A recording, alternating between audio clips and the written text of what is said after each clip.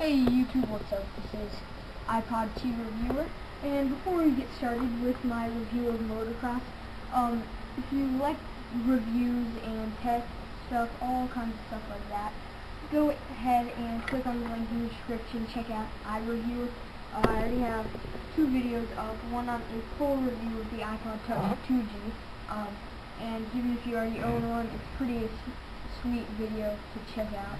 Also on a hidden feature in Windows 7, so if you're using Windows 7, go check that out.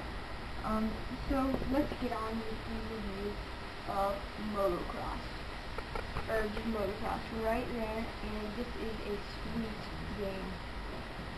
I love this game. It's a lot of fun. Alright, so we'll start it up. And I've already beat the first two levels, and they are very hard. I don't see how you could beat this whole game, but I say that for every game because I'm just bad. So what you do is you tilt your iTouch like this, or iPhone, and that kind of gets your guys to lead. And then over here is obviously the speed control. I just crashed. So this whole bar is the speed control. You can also, for this, you can also go backwards if you want to. So also you don't have to drag it necessarily. You can just touch, but I do that.